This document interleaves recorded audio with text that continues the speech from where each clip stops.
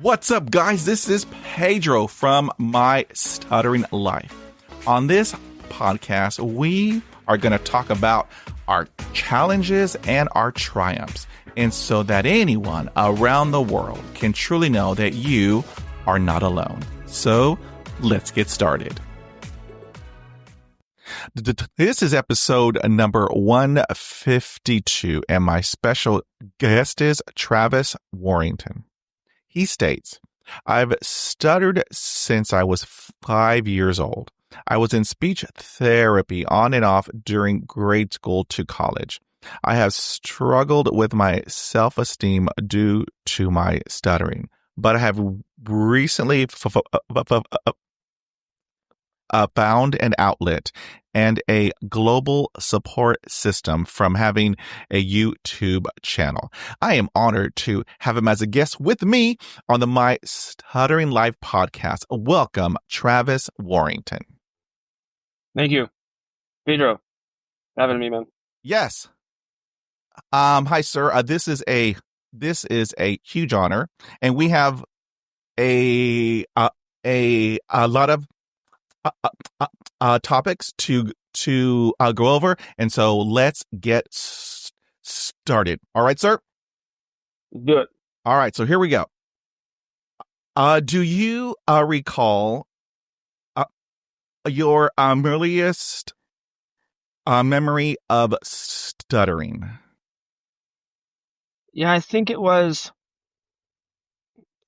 I started therapy. I think I started speech therapy when I was 5, and I remember it wasn't in the grade school. It was at some other program, like a public building, I think, and entering it with my mom, I believe, and then sitting down with a therapist and just kind of going over things and talking. I think that was my earliest memory. Now, growing up, having my parents to buy, those massive film recorders, and my parents filming me and with my family and siblings on vacation or whatever, and seeing those now or when I'm older, and seeing myself stutter.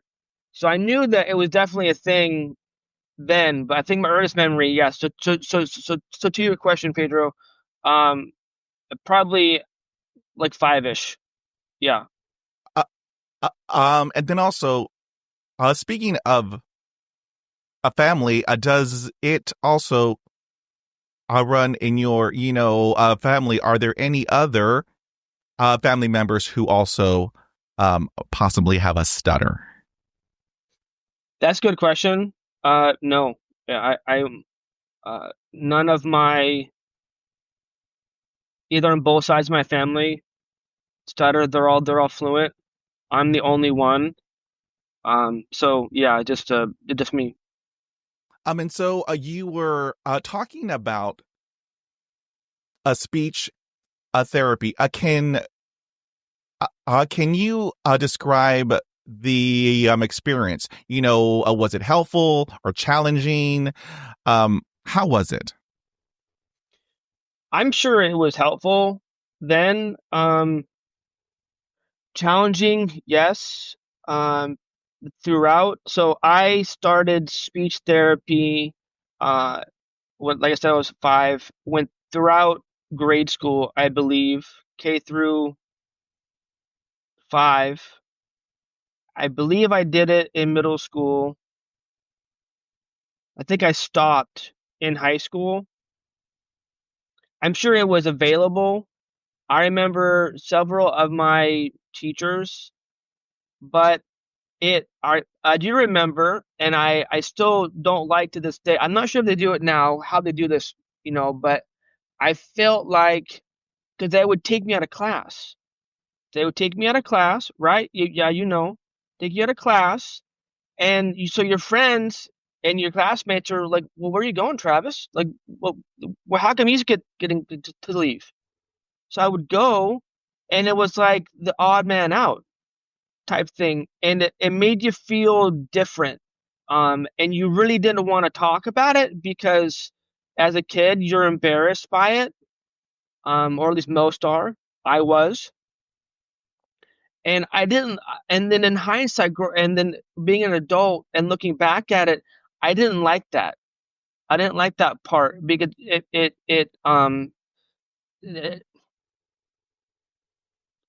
the word special doesn't describe it. It's another word. It's like you're othered, and it's not helping the situation because at least for me, added stress compounds my stuttering and my blockage.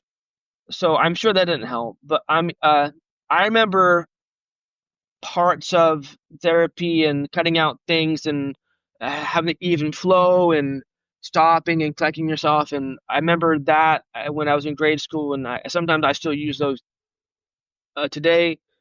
I think I stopped, paused in high school. I started again in college. My last year or last 2 years of college, there was a where you could earn a master's degree in speech pathology. I believe at my school. So I would be with students who were in training, right? So trying to help them, and that I think that helped. But I think that the student who I had was putting too much pressure on me. I remember, I mean, what I'm in my 20s then, right? And I one of the things I hate doing is having to cold call someone. It's a huge fear. I'm sure a lot of you listening have that as well.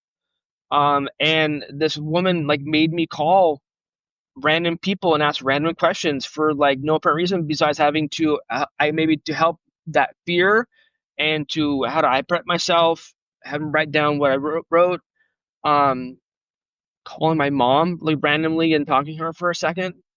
Um, I remember that part too. I think overall it was definitely helpful, but should I take taken it seriously like later in life? Maybe. Could I benefit from some speech therapy now? Maybe. But I guess that's in a nutshell my experience when I was younger. Yeah. Ooh, so I had to tell you, Travis, I wrote down I wrote down a whole bunch of notes, sir, because ooh, you hit on some topics. So here comes number one. Here comes number one. Hold on. I'm ready for number one. All right. So you were talking about they pulled you out of class. Okay. Now, so I'm a lot older, like much, much older, sir. So when I was in school back in 1975, we had a PA system, sir.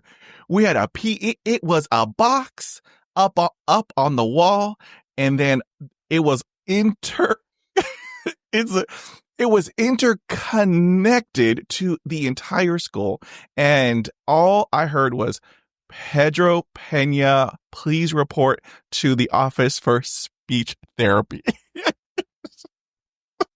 Man, Oh, brutal. I mean, the entire school is like, I couldn't win. I couldn't win. Yeah. And so I know exactly what you were going through. I felt othered. I felt like I was a broken.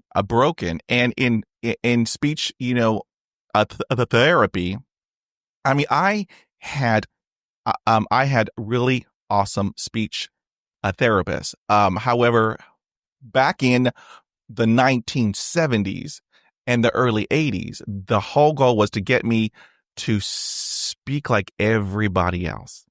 So I was like, oh, I'm broken. I'm damaged. Okay, great. And thank you. Uh, I can have some more. It's like, what else are they going to, have, all piled onto me? And so, Yeah. I mean, I also had speech therapy, all through school. I had it in college. I had it in the military, and However, they added hypnotherapy.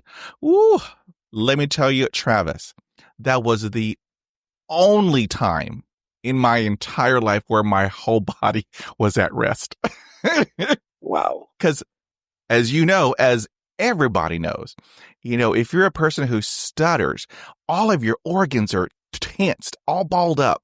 I mean, from the AM to the PM until you go to sleep, everything is, all knotted up, but I loved hip, therapy. And so what you are hearing is, is 20 years of really hard work. And Mm-hmm. it is hard work. And, um, even though, uh, um, our journeys are different, we have a common denominator that we all have a stutter. However, that we had acquired it, um, and so I have a random, so it pops up whenever it wants to pop up. I have no control. It is what it is. It is what it is, but I'm still awesome. And you are still awesome. And then also, Amen, brother. I want to talk about this. Dun, dun, dun. Uh-huh. All right. So to all of you who are hearing this on the audio, I will also have it on YouTube. So I am holding a rotary phone. Now, for all you young folk, back in the day, we had a rotary telephone. And so every time you hit it, it would go. I said, great. Even the phone is making fun of me. And so, and so I had to do what you had to do. I had to cold call.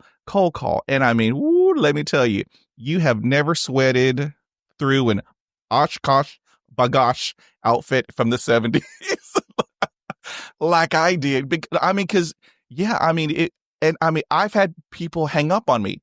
And here's, it is in my head. It has been for such a long time. You do not forget it.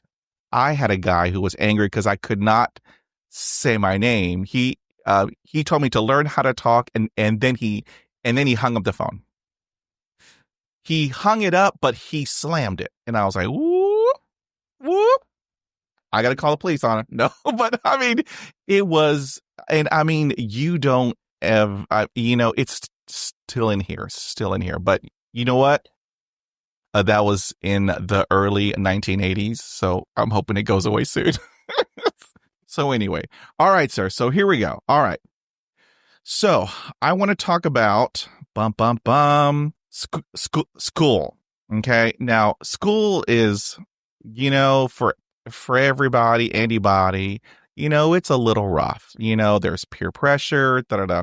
Although with having a stutter, it's a little bit more challenging. How did you navigate school with having a stutter? I think I'm not sure what. It's a good question. I think I remember when I was younger being like the class clown, being funny. So I think not making fun or poking fun of myself, but just being funny, um, to bring light to the situation and to have kids like me, I think helped. Yes, there was teasing.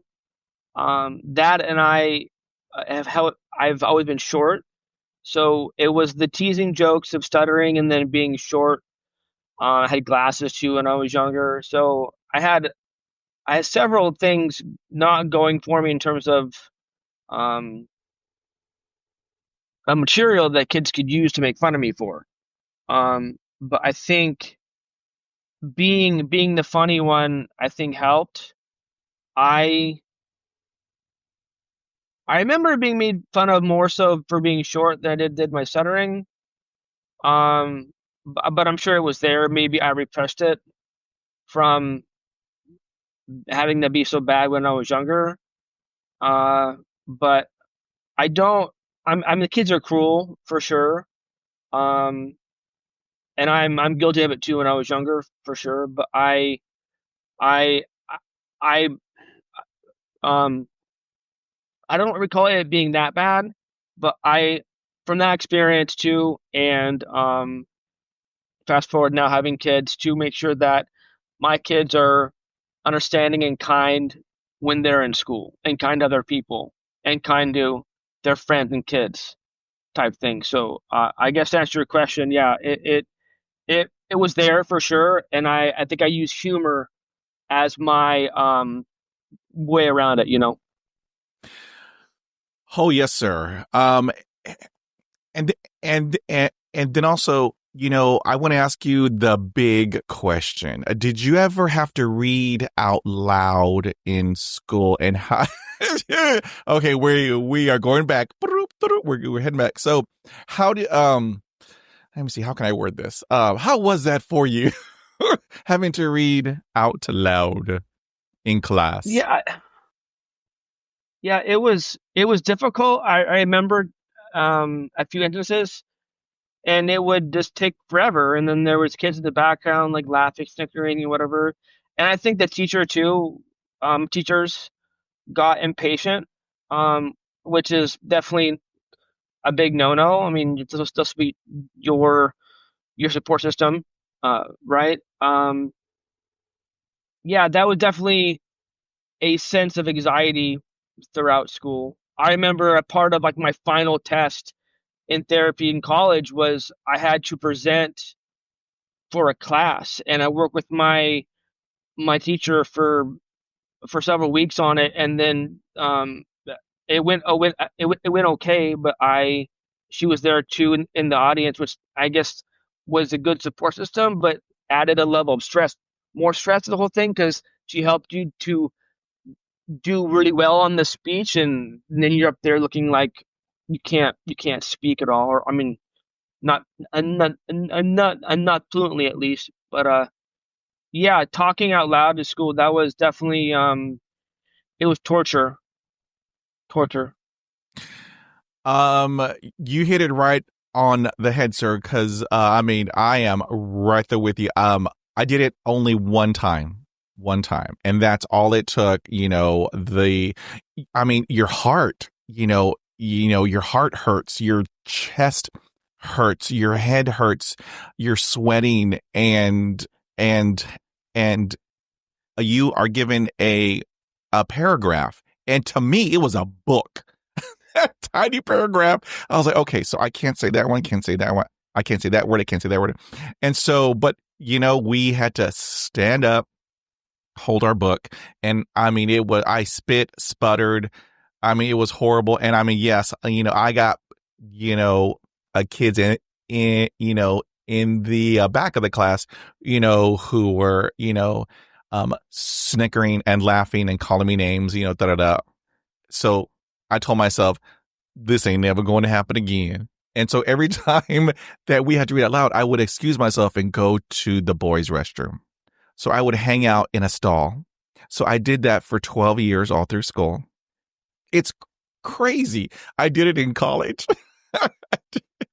I did it in the corporate world. It's just, I mean, it's called survival. In my head, Pedro has to survive. This is how I choose to survive. We are all different, but for me to survive, this is what I had to do, and I did it for a very long time, And you had hit on a very important a tip. However, I want to ask it out here. All right. Hmm.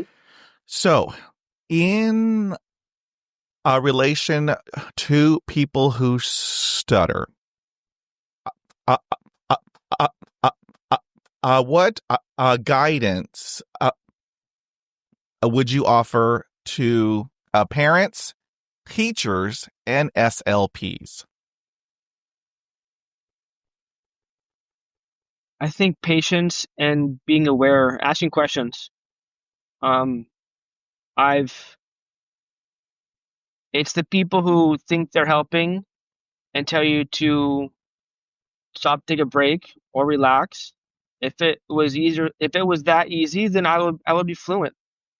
Um, I've had people ask me questions, which I think people are ashamed of or think it would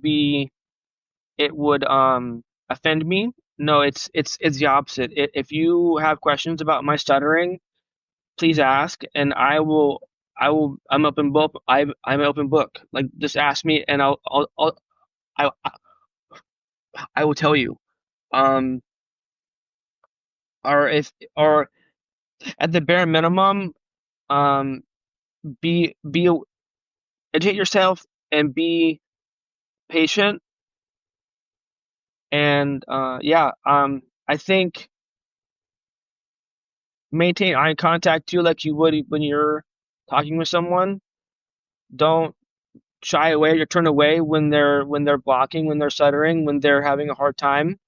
Um, just to converse with them or with your mannerisms, how you would if someone was fluent and you're talking with them. Um, for parents, that's a tough one. Um, just educate yourself, and I'm sure there's forums or Facebook groups of parents who have kids who stutter type thing who are younger. To help each other. I would say just to educate yourself to be an advocate for your kid. Um, with any resources that you can. Uh, yeah, I think I answered your question. Sir, you hit it right on the head. Education. Education. Because, I mean, there are still people who don't know what a stutter is. There are still people who don't know because I still educate. I still tell people, this is what you're going to see. This is what you're going to hear. Because, I mean, my arms go I mean, I do everything except Mm-hmm. a song and dance. I mean, my eyes go Yeah. closed. I mean, but I mean, so I still have to educate. But I mean, it's all good. It's all good because if you know, then um um if you meet another person who has a stutter, you are now, prepared. So yeah, all about education. Mm-hmm. All right, so that was an awesome, awesome, awesome answer. I thank you so much. Mm-hmm. Okay, now, so I want to switch gears a little bit. I want to talk about employment, jobs. So, have you faced discrimination due to your stutter, and how did you navigate that? None that I can prove. Um, my employment streak is a very unique one. I'm I have two master's degrees, so it's not about like education or lack thereof or letting stuttering um hinder my career or life or whatever. They don't give these away for free. I went to a private school too, so that was not cheap. Um, so so I'm educated enough to be employed and to earn a living. Um, there's another factor in there too, but I think my stuttering is a part of where I am in my career.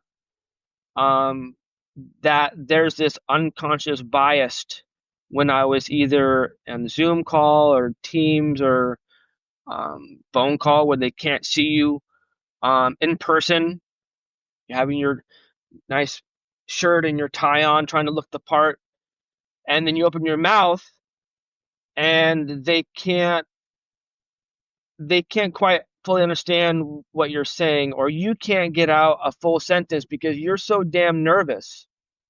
Because it's an interview for a job that's gonna potentially change your life, change your family, your way of living.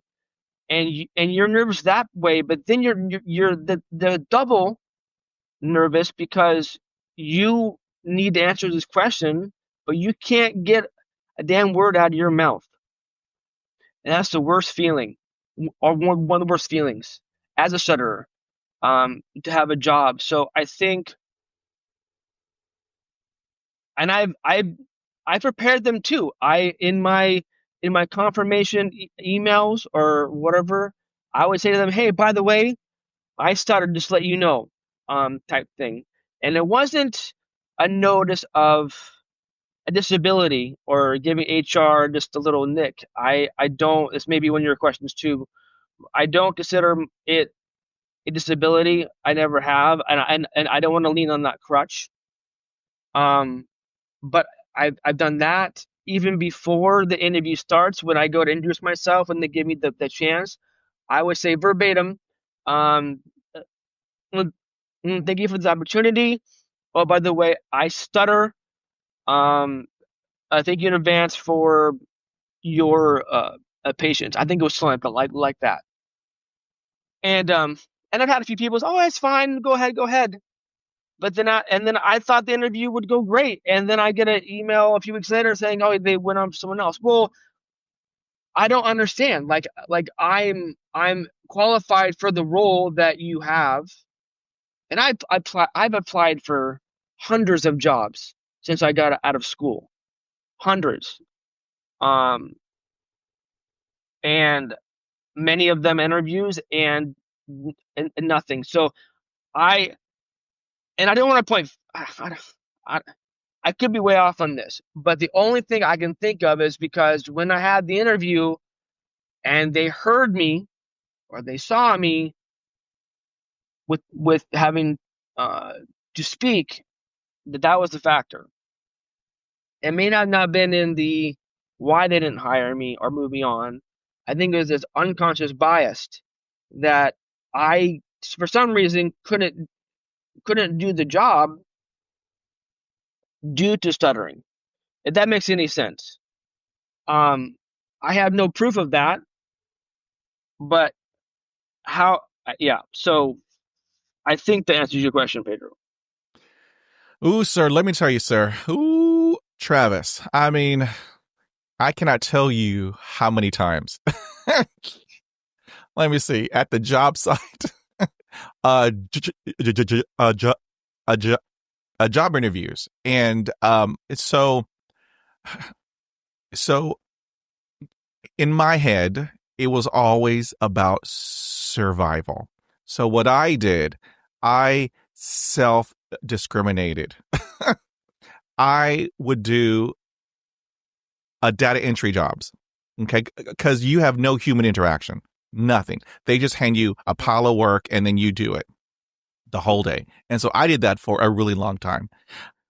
However, I had told myself I do not want to do this for the rest of my life. And so um and also job interviews, I cannot hide this. I cannot hide it. And so I cannot tell you how many job interviews I bombed. Just crash and burn, bomb, bomb, bomb, bomb. Until I told them outright. I walk in, I have on a suit. I got everything.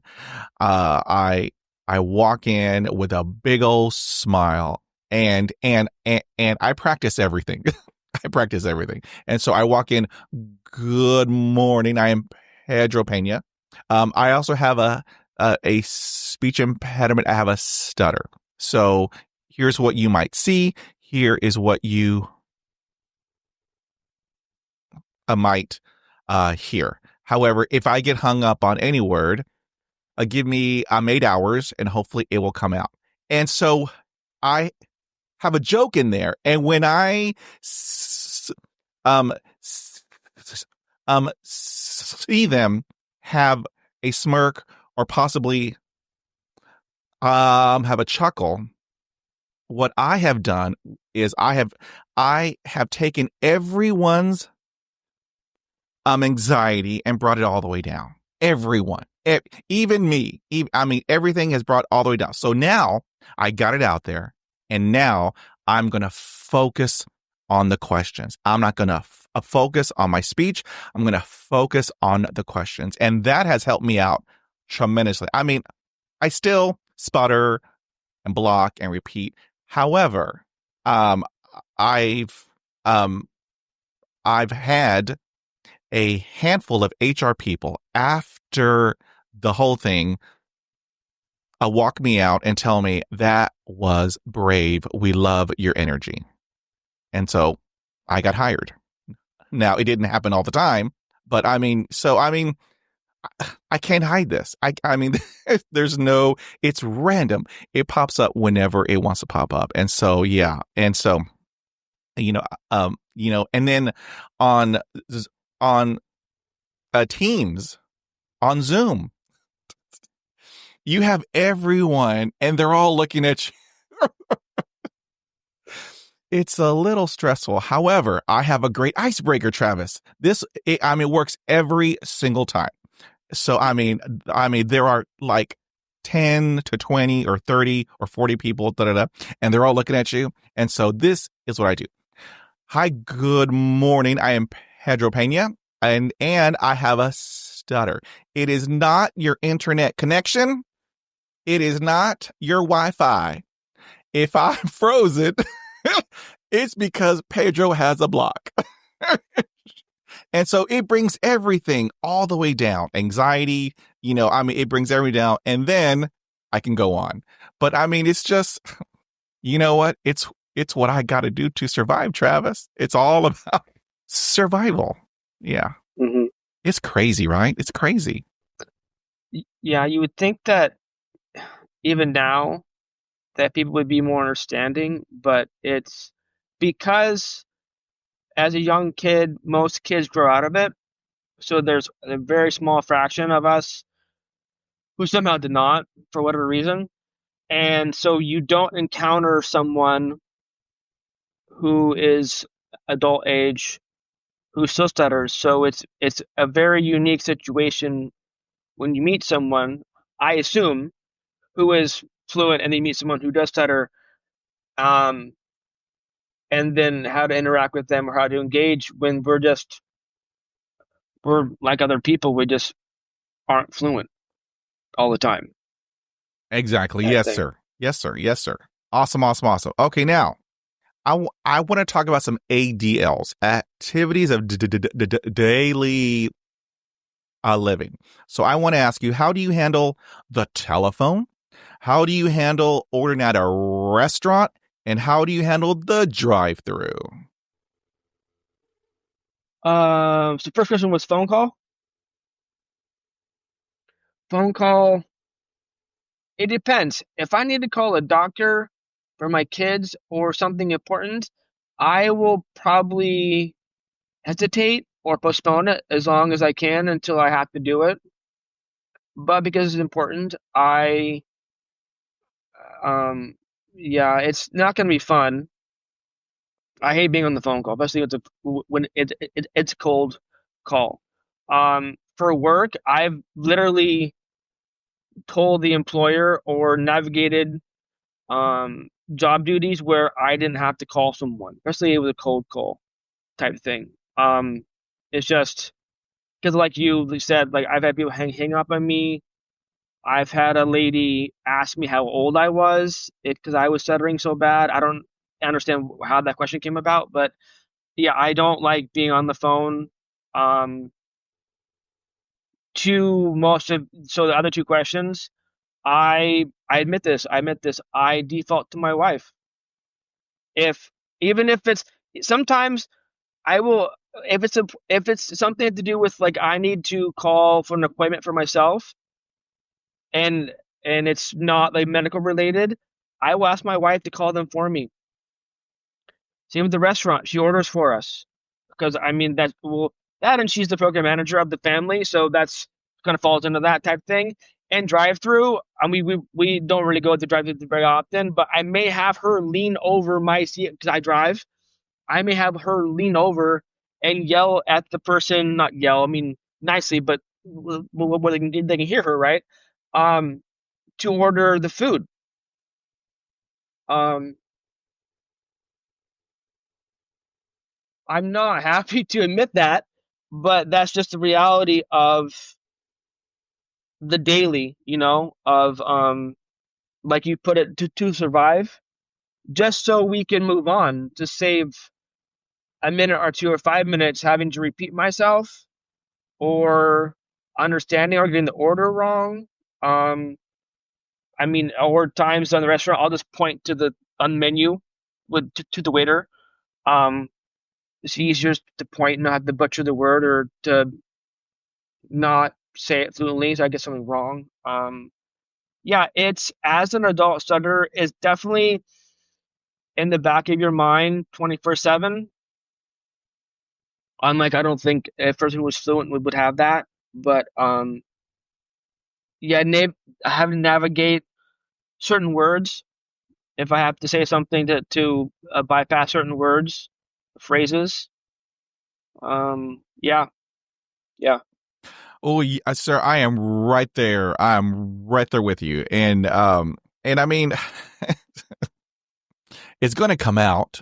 I mean, eventually, it will come out. And at a restaurant, I tell the waiter, look, this is what I have, da, da, da. And so I appreciate your patience. And if he or she is, I mean, if they have the patience of, Job, I give them a big old tip, a huge tip. I am appreciative of, of your integrity, professionalism, and, grace. Cause I mean, yeah, I stumble, I fumble, and I love to point, but, still it won't come out, but this is what Pedro wants. Yeah. And then, I don't know if this has happened in your area, but here in Texas, we now have AI in the drive-through. We now have AI in in the drive-throughs. And so but hold on, I have a secret. Here's Okay. how you get a human. It's called survival, Travis. Mm-hmm.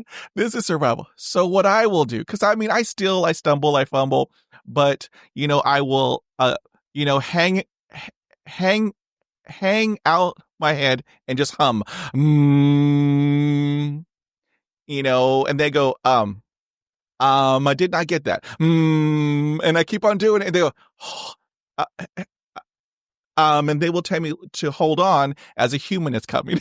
And so I'll talk to the human. So it's crazy, Travis. It's crazy. I mean, AI is just everywhere. It's everywhere. And we now have to navigate it in these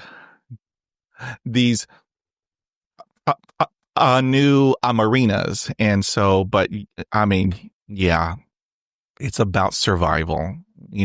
I gotta do what I gotta do because we gotta eat. Yeah, we gotta eat. So it's all good, sir. It's Good all times. good. Mm-hmm. Okay, now, so I want to talk about alcohol. So I have asked 150 people who have been on my podcast. I asked them this question, and the answers are split right down the middle. For some, it helps, and for some, it makes it worse.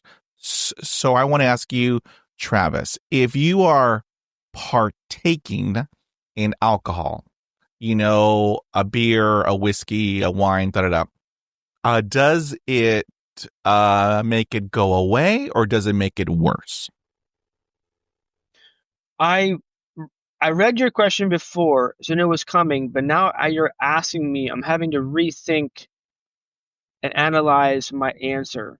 It's a good question, and it's something that I haven't thought about in a while. I get what you're asking here. It's because alcohol it's like makes you loosey, it it will help with your stress for a moment, right? It'll make you less to calm down. So it would, in theory, for a lot of us, would help with the anxiety of your inner workings and be able to let it flow better. I think for me, it all depends on situation and who I'm with. It's probably split. Um, and add other compounds too. Like if I'm tired and then I have a drink, it would probably be worse. I would probably be even less fluent. Uh, but I think it all depends on the situation, for sure. But it's a very interesting question. Um, yeah, See, so I mean, here is the crazy part. All right. And so if I hardly drink. However, in the corporate, world,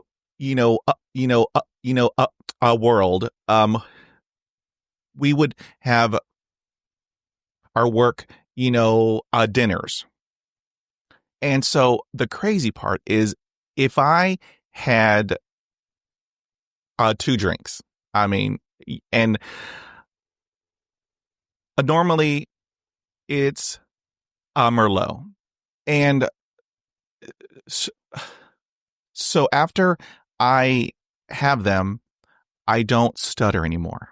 I don't know why, but every single word comes out. And the people at my table are like freaking out because they know me. I can't say my name. I have a hard time on the telephone. I heavy breathe. I huff and puff. I spit. I sputter. However, after two drinks, everything just comes out. And then also, you had made a great, a point about anx- anxiety. So every now and then, um, you know, I may take a a a um a Xanax. Okay, now, so it takes away everything, anxiety and fear. I mean, it takes everything away. However, I still stutter. I still stutter. So I mean, we all have, our ways, our tips, our tricks, and everything. But I mean, we are all different, um, in our speech, you know, uh, you know, uh, journeys. And what I tell everybody, um, what works for you, it may not work for another person.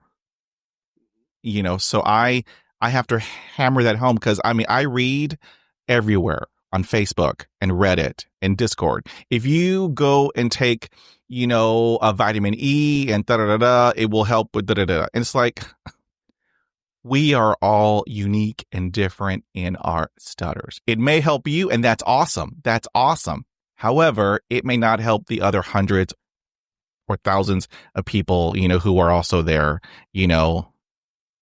Um, so yeah. I mean, it's just, yeah, it's crazy. It's crazy. It's I all, agree. yeah, it's all that I can say. It's just crazy. Okay, now, so I, w- I want to talk about, secondaries. Now, there are some people who call it a crutch, a tip, a trick, but what I call it, for me, specifically for Pedro, I call it survival. Okay, now, so is it a tool to help you get over a block or a a repetition? And so, do you use secondaries? It's a good question. I think when I was younger, I did. I remember an example. I mean, I mentioned before being using humor to kind of navigate it. And I remember at least it was at least one time that I was having a block and I like hit the back of my head to like act like the word was spit out type thing, and it worked in that instance, and it was kind of funny. But as an adult, I don't think I do. Should I have one or incorporate one to help? Maybe, but uh, I've I think I've learned to force out anything that would need to come out or just stop for a second and then restart what I was trying to say.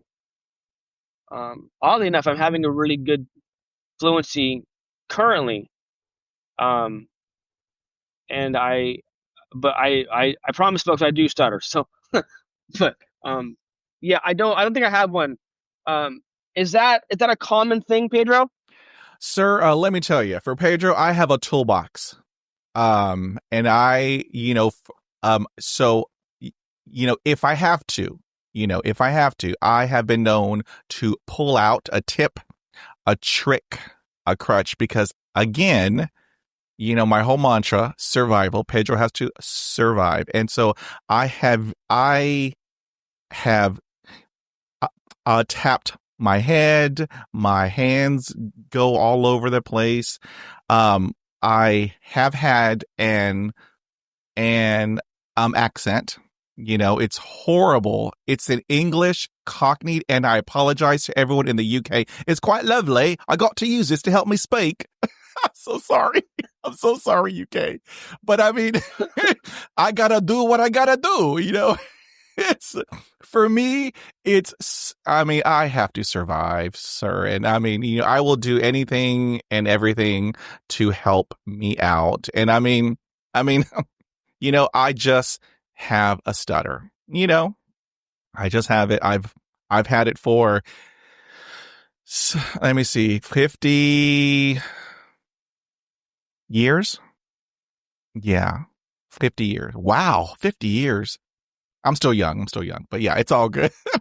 Yeah. So, I mean, I will do whatever I got to do to survive. And I have always handled that my entire life. So yeah, but I have a whole bunch. I whisper, I spent a long time. I wrote everything on a Post-it note and just hand it over. However, Travis, do not do that at a bank. Yeah, that'd be bad. Just FYI, from ME to YOU. Do not do that, because what happens, yeah. So don't ever do that. So you have That'd be to bad. learn from Pedro, all right? Everyone Gotcha. around the world, don't do what Pedro did. All right. So let's move on, sir. Okay. I can't do it again. I can't. It's not lovely. All right. All right. So you have spoken about, techniques to help you. So specifically, what techniques do you use to help you with your speech? If it's certain words that I know that I will need to speak for like a meeting or a phone call or whatever to practice those words either out loud or in my head or maybe like rehearse what all what I will be saying. I think the main thing one now is just stopping for a second and collecting myself because I tend to when I start to block or stutter I'll start to get tense which I think which I think a lot of us do. Um, to just take a second and breathe for a second, and then uh, to continue. Now, that's not to say that that's a solution to everything. When people tell you stop, calm down, it's okay, just relax for a second. It's not the same thing. It's just having to just to pause, breathe for a second, and then continue what you're trying to say. I think that, in my opinion, that's different. So I guess the main technique would just to collect myself for a second and then restart. Um, I think that's the only technique that I remember from speech therapy to use. Um, yeah, I'm not sure if that's a good answer though. Oh no, sir, no. It's all good. It's all good. And you hit on a very super crucial, point, because any person will tell you, a speaker, an author, an attorney. I mean, this is huge. If you take a pause, that's power. If you just have a pause and then speak, because I mean, I can only speak for me. I mean, I am always in a hurry to have everything all come out, but I have to learn, just take a pause and breathe and then speak. I mean, it's really kind of cool. It's really kind of cool. So yeah, 100%. I love the pause. I love the pause. All right. So here is an odd question. And I mean, I ask everybody, and I mean, everybody's just all different. So have you experienced, phases, in your speech, as in, you know, on Monday, everything comes out. On Tuesday, nothing comes out. On Wednesday, half and half. On Thursday, everything comes out. Friday, nothing comes out. Have you experienced, that in your speech? I want to say yes, but I think that those days that I am better or more fluent coincides with the amount of sleep that I get. I think that sleep is a factor, um, for sure. Um, if I'm rested, it helps. Um, Definitely, if I had a hard day's work at the end of the day, to speak is and to be fluent, it's definitely difficult. Uh, so, but I think the ebbs and flows are there. I'm not aware of days that are like certain days, like each week is going to be a Monday, for example. Like I'm not aware of that. Um, but kind of like you were saying before, with having to choose a profession where you don't interact with people, I work from my home office and I work remotely. And there are days where I don't interact with the client or call someone or a meeting um, the whole day. I may talk to my wife because she shares my office with me, or the office with me. But in terms of talking to a client, that may not happen for like a day or two type thing. So it's a different work environment, uh, type thing where I can't really gauge sometimes the ebbs and flows, but that's just my specific situation. But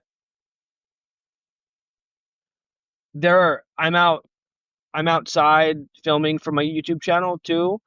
So and that even with that, I don't think that there are days that are I'm more fluent or not, even when I'm filming. So I don't so to answer your question, Pedro, I don't think that there's a constant ebbs and flow that I'm aware of. See, and I mean, so you hit on a very important, you know, topic, because I did a study, you know, I'm on me. So, so I had 8 hours of rest every single night for a whole week. I mean, I never get eight. Let me tell you, Travis, I get on average, 4 hours. I mean, It's just, how I have always been. But I did I'm 8 hours, the whole week.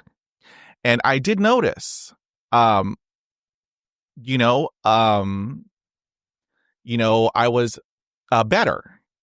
I was improved. And then, I went back to my old ways and I said, oh, there is a difference. There is a difference. And exercise.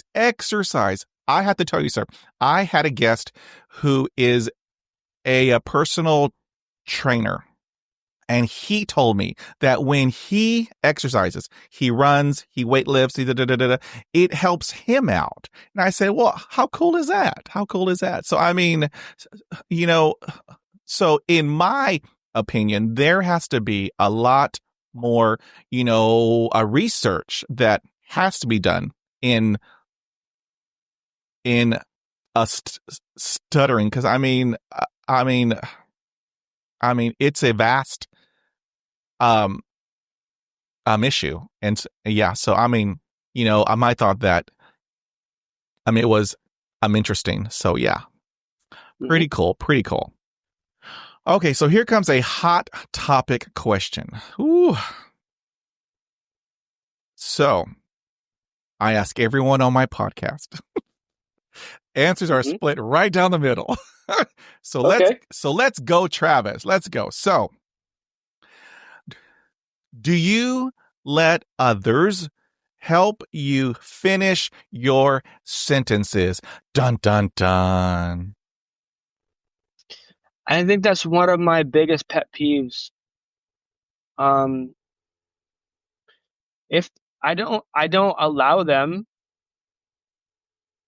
my wife knows when to help me and when not to. But even my parents don't, in terms of that. If it's a stranger or even someone I know, I guess, if they do that, they're going to get the most devilish eyes, daggers from me.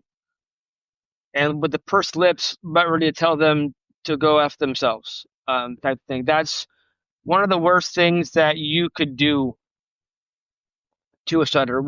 Yeah. And it's like it sucks because in their eyes, they think that they're being helpful. But, I can speak, just give me a second, and then you'll hear my entire sentence, and then I'll stop when I'm done. But it may take us a tad bit longer. So just hang out with me for a second, and I'll do that. But it's interesting though that you said that this is split down the middle. So there are stutterers out there that are okay with people finishing their sentences. Yeah. Okay. Okay. Now, back in the day, okay, I would hate it. Because it would only reaffirm that I'm broken, I'm damaged, that it would anger me to no end. I would rage. However, the older Pedro, okay, I'm older now, Travis. I'm exhausted. I'm tired. Pedro is exhausted. If I have a block, I don't have oxygen. None whatsoever, Travis. And it's just me. I can only talk for Pedro because, there was an instance where I had a block and I had no oxygen and I kind of passed out. It was on a sidewalk.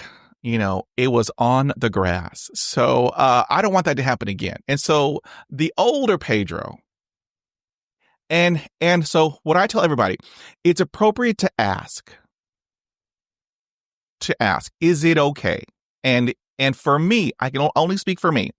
If you know what I'm going to say, by all means, help out Pedro. Help out Pedro. Because, I believe that, teamwork makes the dream work. Okay. Now, there are a lot of people who stutter who do not want that. And I respect that.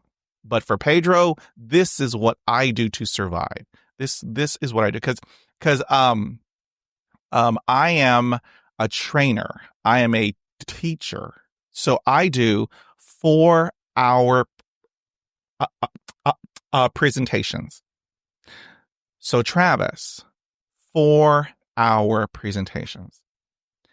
And so, there are times when I'll get hung up on a word. However, I do my ice, a breaker. So everyone knows it's okay to help out Pedro. And I get hung up on a word, and a person in the back of the class will say, Pedro, this is your word.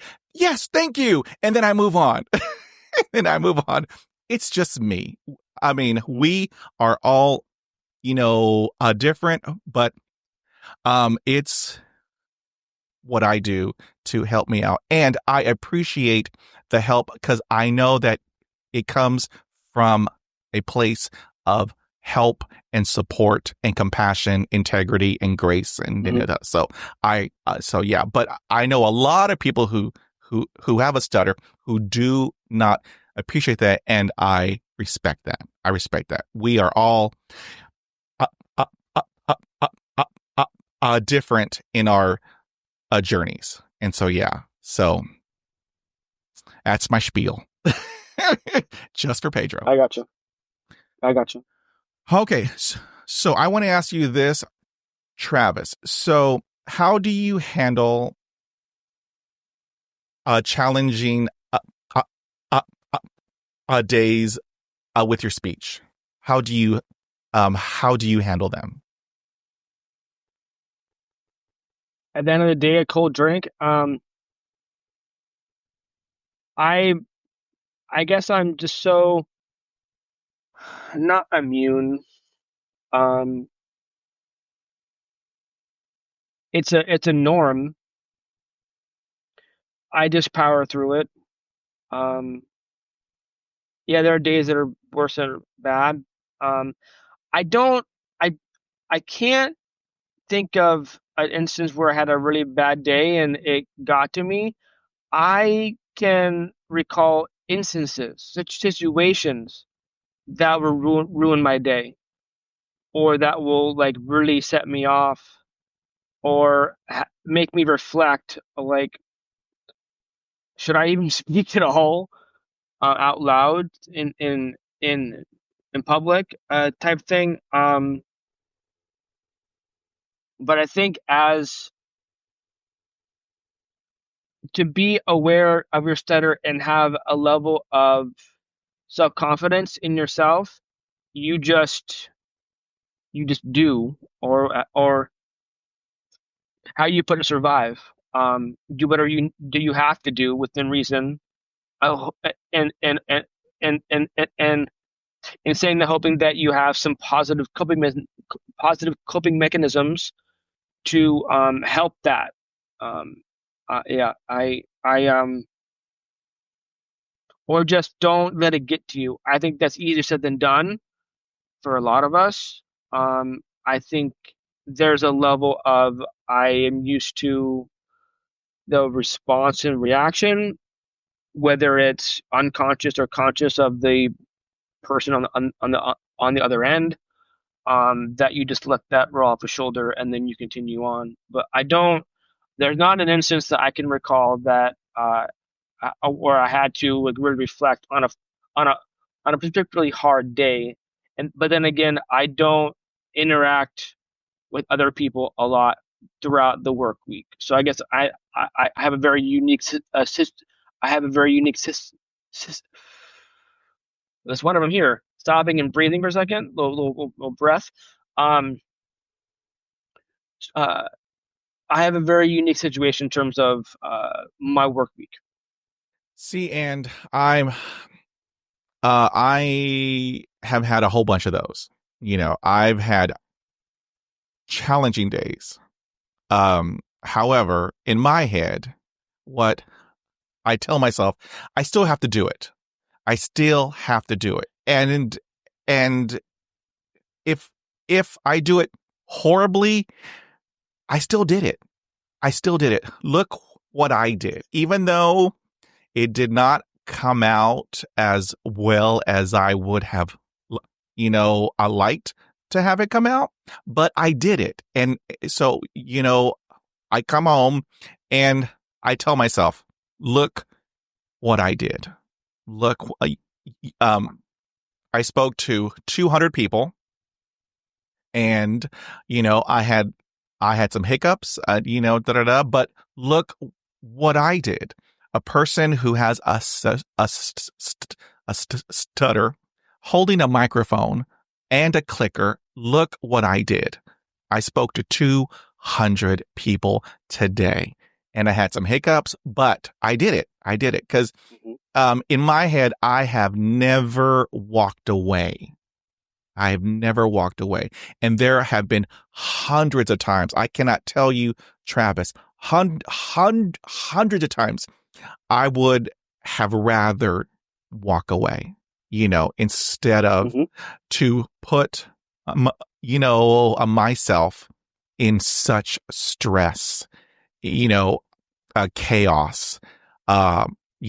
Everything hurts. Your heart, your chest, everything hurts. But I tell myself, I have to do this. I have to do this. I am a Libra. I got to do this. This is what Libras do. We do it and then we have to move on. And so, yeah, but I mean, I come home, I decompress and tell myself, yes, it was horrible, but I did it anyway. I did it anyway. And yeah, but I mean, we all have those days, we all have those days, but I tell everybody, you have to be kind to yourself. You have to extend yourself some grace. You have to, because I mean, it's rough out there. Life is hard. Life is tough. Life is hard. So, but you have to extend yourself some grace. But I am right there with you, sir. Right there with you. All right. So I want to talk about a negative self-talk. Now, it's out there. Have you ever experienced it? And if you did, Travis, how did you handle it, cope with it, navigate it? Are you talking about like my inner workings in my head, talking to myself negatively? You have a voice who is in, your head and is telling you cannot make that phone call because you have a stutter. You cannot do that presentation because you have a stutter. I mean, he or she is in your head and they are telling you on the daily or maybe hourly that you cannot do anything because of your stutter. Have you ever experienced that? Not for major things. I've never let my stutter get in the way of things I wanted and needed to achieve on the large scale. But when it comes to like if I needed to go to Taco Bell and order a taco and it was me going to the drive-through and there's a choice, I would probably opt not to do it. Just of that interaction, or I knew that I had a stressful day, or or I'm tired and I knew that I would probably stutter. I would opt out, opt out not to do that. But I've in the last several years, I've my self confidence have improved, specifically on my stuttering. So I think that has helped in my overall well being, where the negative thoughts, the inner mental talkings aren't there as much, specifically on what I think or I assume people on the other end are thinking in their heads. If that makes any sense. I think that also has reduced due to my self confidence. I think that I hope that all makes sense to you. Yes, it does, sir. Yes, yes, yes. And so I have a voice in my head. He pops up. I call him Oscar the Grouch. Everything is negative. So if I have to do anything, I make a phone call, or do this, or we're going to he pops up, you can't do that. You can't do that. And so, I have learned to shut him down, in my head, I talk to Oscar. I'm going to do this. End of discussion. He goes away. And so when I do it, look what I did. I do a little happy dance, da-da-da. And then I also go to Taco Bell. But hold on. I want to tell you this, Travis. I tell everybody around the world, people who stutter, we are creative, we are resilient, and we are resourceful. I want to hit that resourceful. So if Pedro has that the urge for Taco Bell, I get me a number 5, always a number 5. So I have here in my hand a little tape recorder because, we are resourceful. We are creative. This is who we are. We're awesome. So I will record what I want, hang it out the window, and I go through. Now, there have been times, Travis, where I've held it out and I dropped it. And so I had to tell you this. I have recorded a hamburger order, a Taco Bell order, a Chinese order, a Mexican order. And so when I drop it, and then I have to open up my car door and pick it up and put it all together and hit play and hope that it is on the same thing at Taco Bell. So what happens is a hamburger order will come out, or Mexican. And so, you know what? It's called survival, Travis. It's survival. I got to do what I got to do. Interesting. So, it is what it is. It is what it is. But we're awesome. We're creative, resilient, and resourceful. I just want to hammer that home. Amen. All right. So how do you handle a win? Because that is important. How do you handle a win? Do you celebrate? I don't care if it's a tiny win. Do you celebrate a win? I think that people who stutter, understands what you mean by that. And the inner workings, like to your previous question and this question here, I don't think that a person who is fluent, I don't think that they would understand those two aspects. Handling a win, it's the inner celebration that, or reflection of the self-confidence, the level that not letting it get to you, not letting other people get to you. You can do this. It's a good feeling. I think celebrating them. I think what I end up doing is I share it with my wife and we celebrate together. Just a good job, Travis, type thing. I don't think it means to go out and have a party, but it's good to reflect on possibly what you did to prepare, what you did during your environment, and then trying to potentially, if there's a trend, copy that for the next time, perhaps, it's if one can reflect more on the wins than you do the negative thoughts in your head. And I know that's way easier said than done for a lot of us. But I think that a lot of us can get to that point. It just may take some time. 100%, sir. 100%. I mean, I don't care if it's a tiny win. I am doing my happy dance. Look what I did. Look what I did. Woohoo, little happy dance. Let's go Taco Bell. All right. So here we go. Next question. So here is a head scratcher.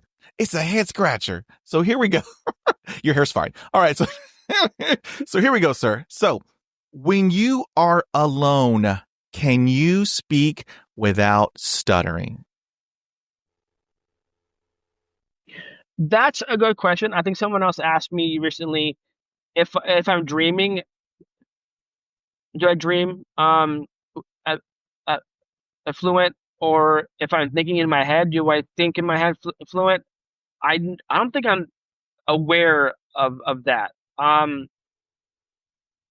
I talk to myself a lot out loud, which may seem odd to a lot of people, but I uh, I have a YouTube channel and I film myself and I'm talking to the camera. So in theory, well, I guess not in theory, I am talking to myself, type thing. So, and I do stutter on camera, and it's on YouTube. It's on there. So, yes, um, every time I film, there's not an episode on my channel where I am fluent. And I have, as of what, when I hit 1,000 subscribers, I think it was 500. I forget one of those milestones. I stopped editing out the majority of my blocks. I left them in because it's who I am. So long story short, long answer. Yes, I stutter when I am talking to myself out loud. And sir, I am right there with you because I mean, I talk to myself. We are, in my opinion, we are creatives. And so, yeah, I talk to myself. I answer myself. I still stutter and sputter and block. Yeah, but I have asked other people who have a stutter, and they said no. If I am all alone and it's just me, I don't stutter, and so it's just interesting. It's just interesting. So yeah. I just I just want to know. That's want to know. All right. So here comes a big one. Have you ever been in a situation where you couldn't say your name and someone had asked if you had, forgotten it? Has it ever happened to you, and how did you handle it? If it had happened, it would probably be when I was younger. That's an interesting question. Forgotten it. No, per memory, no, Pedro. I I have not. I definitely, yeah, saying T's sometimes are hard. W's for my last name can be hard too. Um, yeah, not to memory, no. See, so if I had a quarter for every time that happened to me, I'd have a beach house in Galveston, in Rome, in Japan, Australia. I'd have a Range Rover, a Jaguar XJS, just, but because I mean, I have a block because I mean, I stutter on every letter of the alphabet, but our names, for some reason, our names are always more difficult. So I have a P and a P, two P's. And so it's like, and so I've had the other person on the other end ask if I had forgotten my name.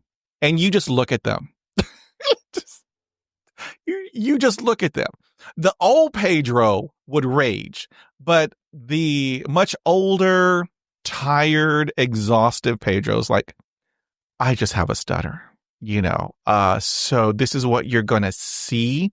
This is what you're going to hear. So when I educate that individual for the next time he or she encounters a person with a stutter, they are better equipped to handle it. So that's where I come from right now is education and awareness, because if you, um, how does it go? If you know better, you do better. Yeah. Mm-hmm. And so I educate, but yeah, it happens all the time. And so I just educate, I don't get angry anymore because I'm too tired. I'm too old. So, all right, sir. So I want to move on. So you had talked about it. However, if you can elaborate. So is your stutter worse when you are tired or stressed or both? Both for sure. And I remember when I was younger, after a hard day or a long day at school, or when I worked, and then came home to my parents' house, they would notice that I was tired because my stuttering had increased with them. Um, so yeah, I definitely see an impact if I'm highly stressed and tired, which when you're stressed out over something else and then you stutter, then you get more stressed out. So it compounds on itself, which sucks. So there's I think that there's benefits de to, to de-stress activities that you could find. Um, I've done acupuncture for over a year now. I think that helps, whether I don't know pseudoscience or not. But I think just having that time to yourself to reflect, and then with the pins, what they're doing with the energy and stuff, it helps. I need to get back into it, but I have found that doing yoga helps to kind of relax yourself. I think that, and like self-guided meditation too, I'm sure the benefits to that. I think if you know that stress is a factor, act on it. If you know that you need more sleep, act on it. It's just there has to be a level of accountability and self-help. You can't just if you know things are gonna benefit you or help yourself to help you be better at being fluent, do that. There should be no excuses there. So find the time, do it in the early morning, in the evening, whatever. Um, and a lot of those things you can do at home, type thing. So yeah, I think that there's evidence, at least for me, that being tired and being stressed out makes me stutter more. And I feel that there's times where I've done there's times that I've done self help activities, and that has helped me. And I mean, so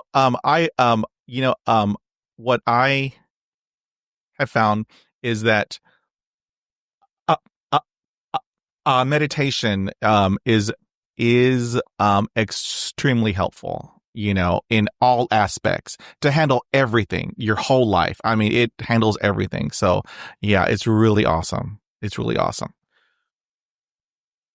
Okay, so here is a rough question. Ooh, so here we go. So what are your thoughts on how people who stutter are are are are portrayed in media and in our films?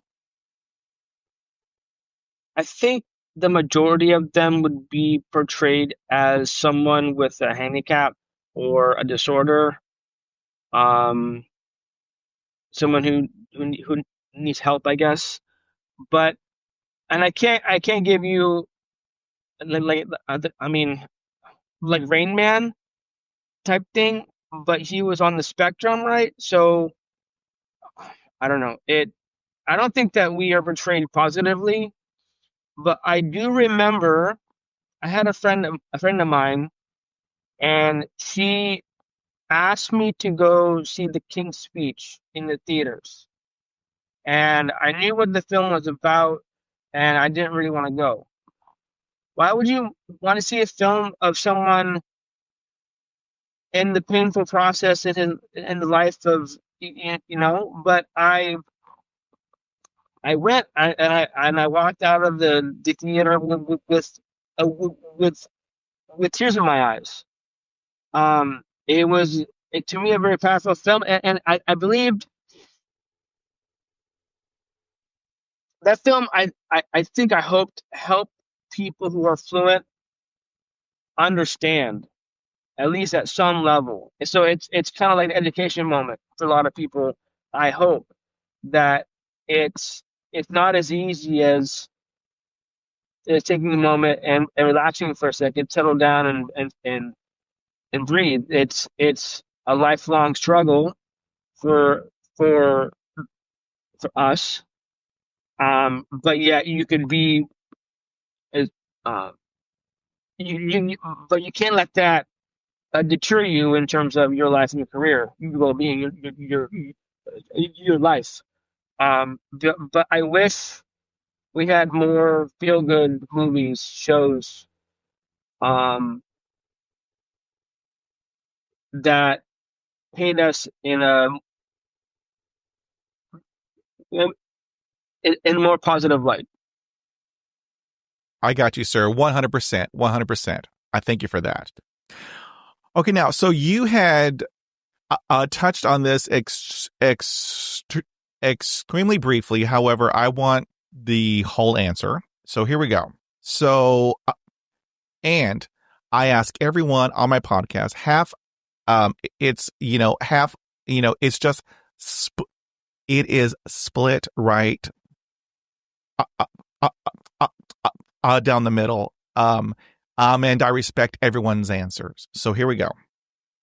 So, uh, uh, do you consider stuttering as a disability?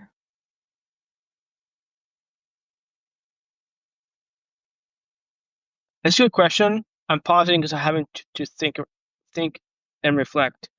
Um, I think at certain levels, it maybe it depends on these on these on the severity of the individual. If they can't literally get a sentence out or a word out to be able to communicate to where it it hinders all functions of their livelihood. But I think it's up to that individual to make that decision for themselves. I don't think of myself as having a disability. I've never used it on a job application or talked to HR or whatever. Um, it's something that I haven't done. But like I said, I think it's up to the individual of to decide for themselves and not someone else to give them that title, type thing. I no. Thank you, sir. Okay.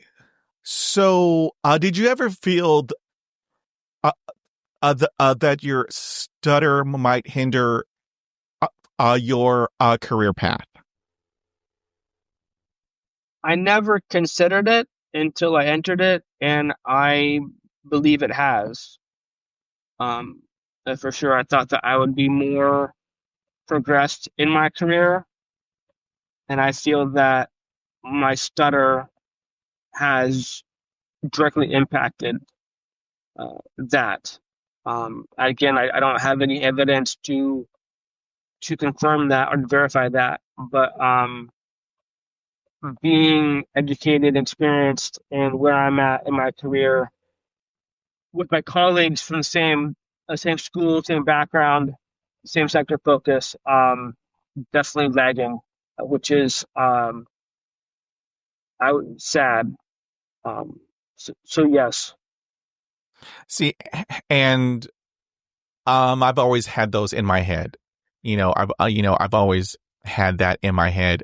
Because I had been told my entire life, that I was slow and that I was stupid and that I had a form of a mental retardation. So if you hear that, every day, week after week, month after month, year after year, you tend to believe it until I told myself, I will have a life. I will have a career. I will make it. Because we do have our darkness. We do have our darkness. And I went completely into the darkness, but I got pulled out. And and at that, a point, I told myself that I have to survive. And it's rough and it's hard and there's hiccups, but this is what I got to do in order to survive. And so that's what I have been doing for all these years, my whole life. That's why I'm tired, Travis. I'm exhausted. It's not lovely. I hear you, buddy. It's not lovely. All right, sir. So I want to switch gears a little bit and talk about, dating. Now, for everybody, it's a little hokey pokey, but for us, it's a little bit more challenging. How did you navigate, dating with having a stutter? So dating, I think I was just open with them, and obviously, when I spoke, it was obviously that I stutter. But I think having, I don't know, dating when I was younger, different now, and it was different before even then. But even to have the courage to approach someone and say, "Hey, my name's Travis. You want to go out for popcorn or a coffee or something?" Was even more stressful. And then again, that would compound the stress and then stuttering and then the stress and the stuttering. The emotions get involved. Definitely difficult, but I knew the person would be mature enough if they even were willing to talk to me. That they heard it, they saw it, but it didn't bother them or bother them enough where they were okay interacting with me or even, go on a date too, which is cool. I don't remember stuttering being an issue dating. I think approaching the person was the first hurdle, but after that, I don't recall being shamed dating someone for my stutter per memory. I don't think that was a factor. So you are married. So, how does your spouse, react, to it, or, is it a non-issue? I don't think it was an issue. I think initially she asked questions, which I appreciated, and I was open with her about it. I think I may have given her like a brief history of my stuttering, what I've done and gone through, experienced, to give her just a little background, and we still talk about it sometimes too, in terms of having good instances or good days or bad days or um, yeah. So it's nice having that openness with my wife about it. Um, and I would hope that someone who would be in a relationship with someone else who does stutter, I would hope that that other person, the significant other, would also be encouraging and positive. I could imagine being with someone who wasn't wasn't a support system because you support each other, right? But specifically for the stuttering part, to be understanding and supportive in that way.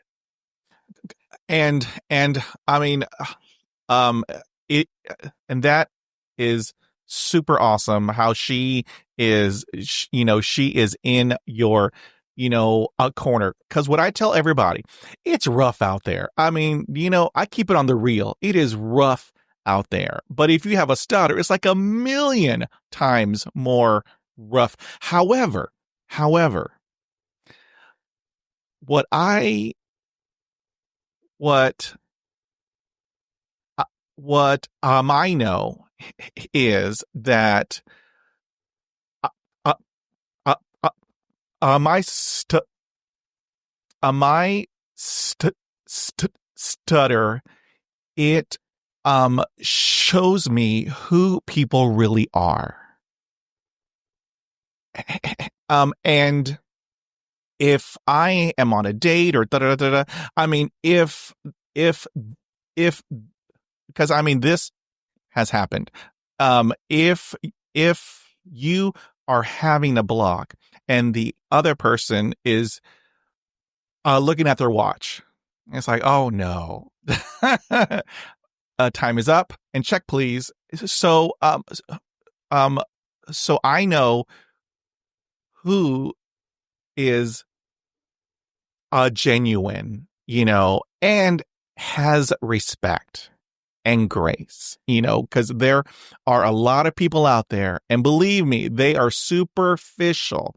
And if you have a block, they're gone. However, it helps us out because he or she isn't uh, uh, worthy of our time. And so that is how I have it in my head. So yeah, but I am happy to hear that you have an amazing partner, that's helpful and supportive. I mean, that's just awesome. That's just awesome. Okay, so here comes, this is an interesting question. So, how do you feel about all of this uh, uh, uh, new a voice activated technology? You have Alexa, you have the Google Home, and then you have Siri. Do you think that all of this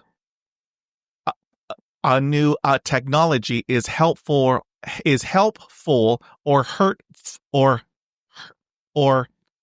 um or um um hurtful for people who stutter? It's probably, I don't know. It may depend on how people define as being helpful. If I know what I'm shouting at Google Home or Alexa to do something or turn on Pandora and I block, then they bleep off or they say sorry, I didn't understand you or whatever they say, right? It gets frustrating, even though you're talking to a computer or something that does not exist, and they're like they're in their own way making fun of you. Um, but if AI can learn and they can hear my voice, for example, and either they can anticipate what I'm trying to say or fill in the blank or know that they need to wait a few more seconds for me to finish what I'm asking of them or my query, then in theory that could help people who do stutter. Um, in theory, that's just my assumption. So it's scary that it may get to that point. Um, well, would we rely on that in the near future? Maybe, but I think for a lot of us now, it's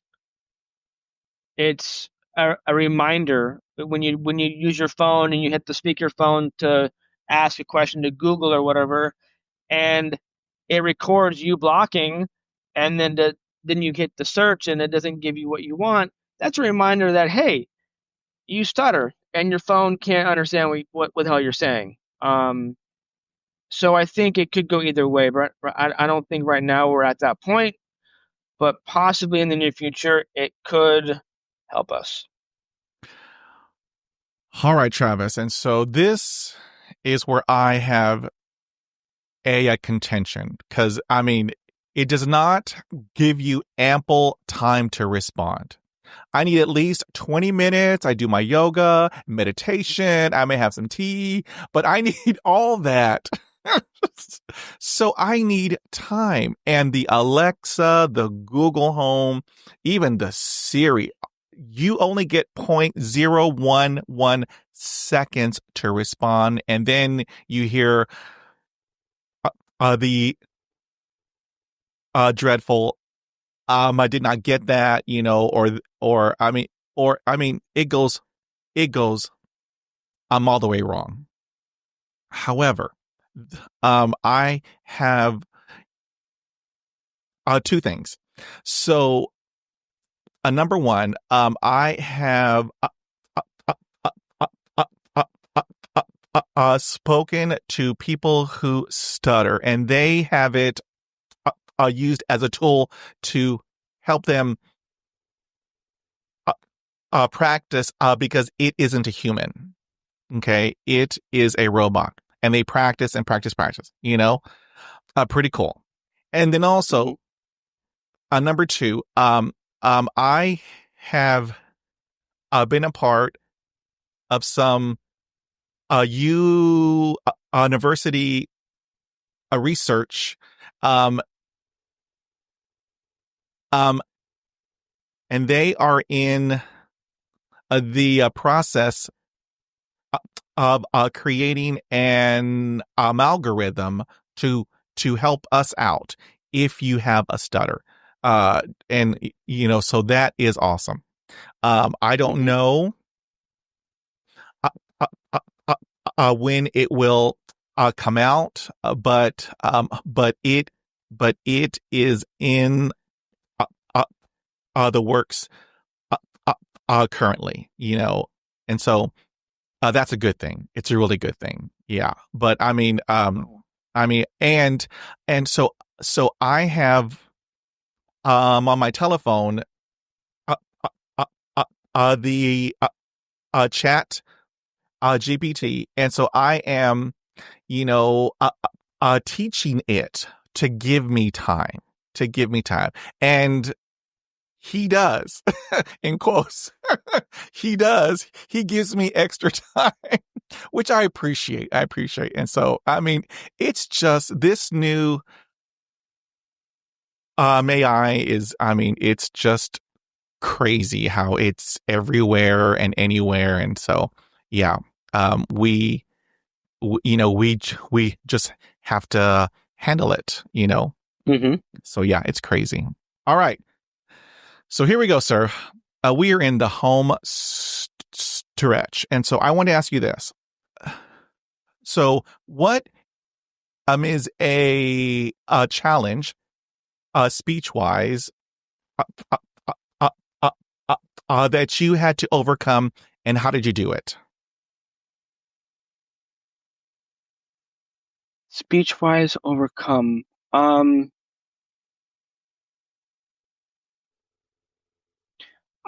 I wasn't fluent, but several times living abroad and being taught a foreign language and achieving a level of fluency. I was never fluent in that language, uh, but doing that.